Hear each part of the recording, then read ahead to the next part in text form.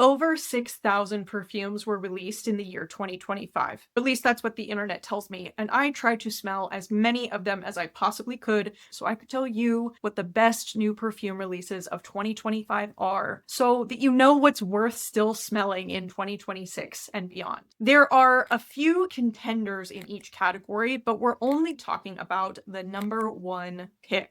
The most popular category right now, vanilla perfumes. These are my top 3 contenders. My number 1 pick is Dave from Henry Rose. An odd name for a perfume. This is a sweet vanilla, but it has a lot more interesting notes than that. It also has a lot of lavender and cocoa. There's some fruity notes in here that really brightens this up, but I don't feel like you can pick out, hey, this is that citrusy fruity note. It just kind of makes this perfume a bit brighter. And in the base, you get tonka bean, which I think is one of the most comforting notes in perfumery, especially alongside vanilla. So this is quite cocooning, but also feels very grounding and confident and sensual. The next most popular perfume category is the gourmand perfume category. Edible desserts is what people were coming out with like crazy this year. But the perfumes I think are the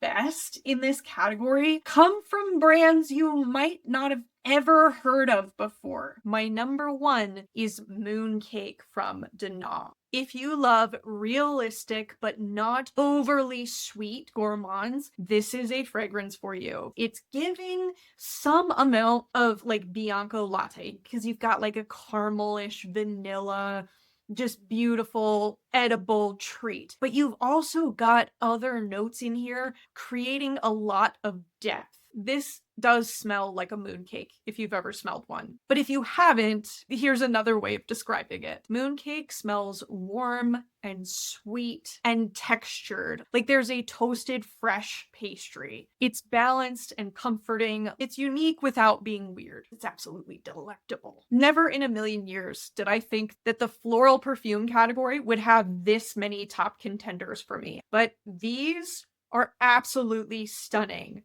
My number 1 pick is Haxan from Heretic. Heretic has single-handedly changed my mind on rose perfumes for forever. I thought rose perfumes could really only smell a certain kind of way, a little bit more vintage, maybe even more like powdery, or like you're actually just walking through a rose garden. All of those are fine, but Haxan is different. You don't have to be a rose-forward perfume lover to fall head over heels for this. Now, this can be marketed as super witchy and deep and dark and sensual, and yes, I get all of that for sure.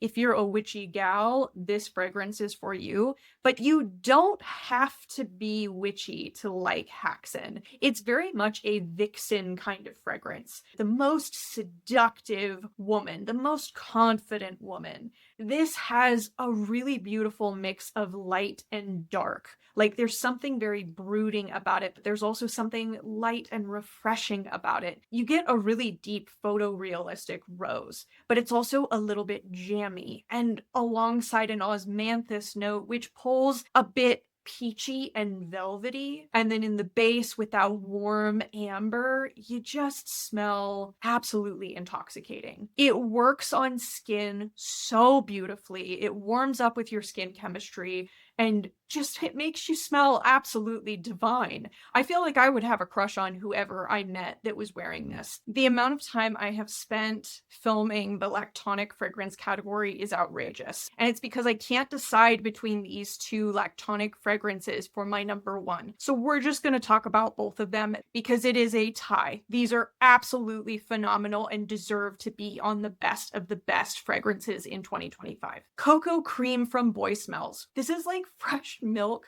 with a little bit of sugar in it and something almost buttery. I think that I'm getting the tiare flower in this. That's what's kind of coming across as buttery. So while this is coconut milk and tiare flower, you might be thinking, oh, that's gonna smell really tropical. It doesn't. It just smells really creamy and lactonic and milky. Like that is the vibe you're getting. It's really bright and fun and uplifting, and I wore it a lot in the spring and summer. But if you're looking for something bright and uplifting, you can wear this all year round. Milk Orchid from from commodity and perfumerism. I've never smelled anything quite like this before. It's a floral gourmand, very, very milky and creamy and sweet, alongside some really light florals. This makes it feel really cocooning and creamy, but also elegant. It feels like they put all of the creamiest fragrant notes in here and blended it all so beautifully together to make something just effortless and chic. If you love your skin but better fragrances, me too, one of my favorite categories. And 4 of them are just absolutely stunning from this year. My number 1 pick has to be Alias from the Maker. This is every creamy quality you could ever want in a fragrance alongside musky, your skin but better vibes. The musky quality in this, just to be clear, is not a really strong musk like you would find in Herba Pura.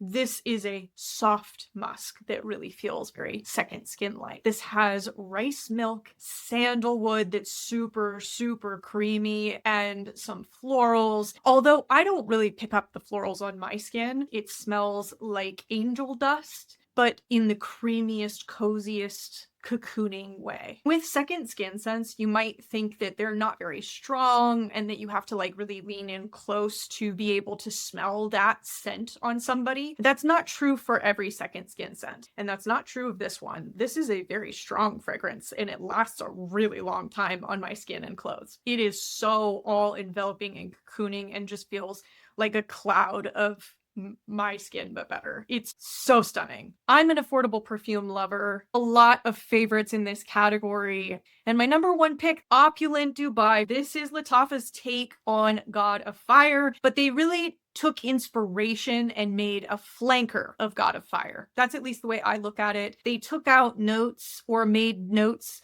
more subtle that in God of Fire feel a little off to me, at least on my skin as a feminine leaning perfume gal. This smells like mango juicy goodness, but there's a little bit of violet that brings in a soft elegance, and in the base you get some woody qualities that add a lot of complexity, but I feel like it all just meshes so beautifully together. When you first spray this, you do get a lot of citrus too, which I find to be very uplifting and bright and like a really good way to start my day when I want to wear this. There's just a lot of notes in here that makes this fragrance really pop on my skin and clothes and just feels juicy without being juvenile. It's complex without being weird.